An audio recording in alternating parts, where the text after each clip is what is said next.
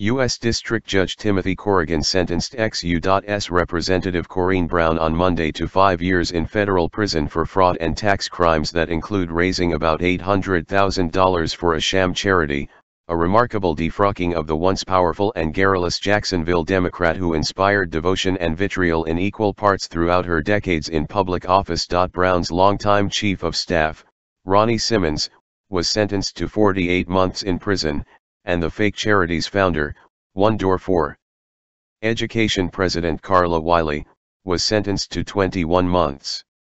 The trio fractured under the weight of the prolonged federal investigation and trial. Wiley and Simmons were once lovers, and Brown has said she loved Simmons like a son. In court, they were all on different sides. Brown's defense lawyer argued at trial the aging Congresswoman was the unwitting victim of her charming and manipulative chief of staff. Corrigan largely rejected that defense and rebuked the actions and motives of the three defendants. All three, he said, were knowing participants in a shameless conspiracy to bilk wealthy donors out of money by using a fake charity that purported to help needy kids.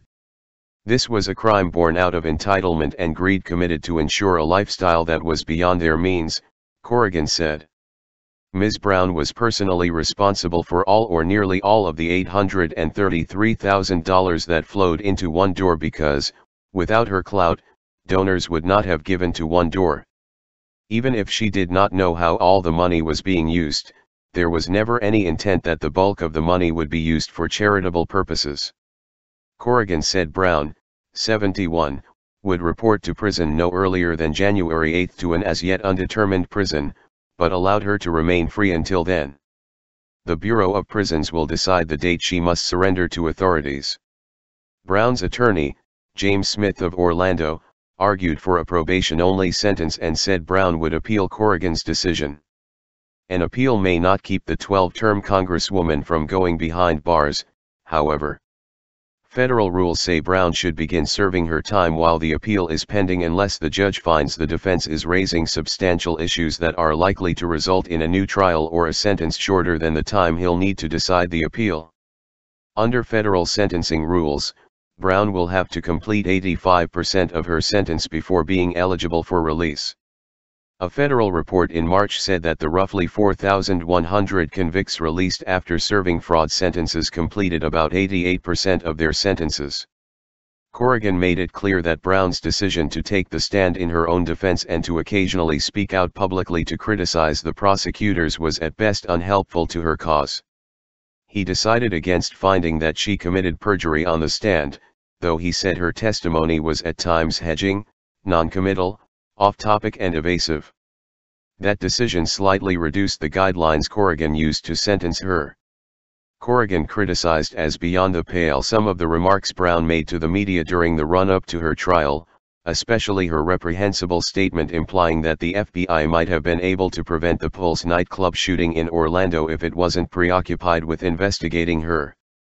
The judge's strongest language was saved to describe Brown's fraud and tax crimes. Corrigan was especially taken aback by an instance in which Brown claimed she had donated money to One Door so she could write off more charitable contributions on her tax forms. Brazen barely describes it, he said. Brown showed no visible reaction as she was sentenced. The courtroom was packed with many of her supporters, including former Mayor Alvin Brown, City Council members Joyce Morgan and Reggie Brown and Bishop Rudolph McKissick Sr., the pastor emeritus at Bethel Baptist Church. The often outspoken Brown climbed into the back seat of a black Mercedes without saying a word, a handful of people cheering her as the car pulled onto Monroe Street. Fall from grace. Corrigan said he believed the Democrat used her position in Congress to achieve an admirable record of service. This is a sad day for everyone, Corrigan told Brown shortly after sentencing her. I was impressed with all the outpouring of support for you, and I think it's a tribute to all the work you've done over the years. That's what makes this all the more tragic. That good was not enough to wash out the bad that came to light at her trial, however. Corrigan also said she abused the trust of that office in order to carry out a criminal conspiracy. Corrigan said he believed Brown and Simmons shared an equal amount of culpability in the conspiracy, while Wiley shouldered the least amount. Still, he noted the three each reaped the benefits of the illegal scheme, which he described as especially shameless since they took money that was supposed to provide educational opportunities for poor children and instead used it to bankroll a lavish lifestyle. That term was based on sentencing guidelines for Brown's convictions on 18 counts at her May trial.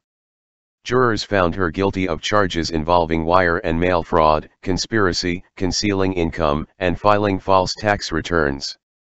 13 of the counts Brown was convicted of involved her fundraising efforts for One Door for Education, an organization she falsely described as being a tax-exempt nonprofit supporting projects to help children. Wiley, who at one point dated Simmons, started One Door as a grassroots Virginia scholarship fund in honor of her mother. But the fund, which the Internal Revenue Service never recognized as a charity, was essentially inactive until Simmons suggested using it as a tool to receive and spend money Brown's backers donated for receptions she held during yearly legislative conferences. Between 2012 and the start of 2016, One Door received about $800,000 in donations, often from wealthy business people who later said Brown personally approached them and told them One Door would use the money for kids' causes. In reality, jurors were told during Brown's trial, only a tiny sliver of the money was spent on real charity, while more than $330,000 went into party-like events like outings to a Beyoncé concert, a Jaguars-Redskins game in Washington, and the invitational golf tournament One Door sponsored in Brown's honor at TPC Sawgrass. Prosecutors reminded Corrigan last month that another $26,860 in cash was moved from One Door's bank account to Brown's accounts, sometimes with bank cameras recording Simmons picking up or depositing the money. Simmons also hand-delivered some cash to Brown, prosecutors pointed out. Simmons was indicted with Brown last year but took a plea deal and testified against his old boss of a quarter century.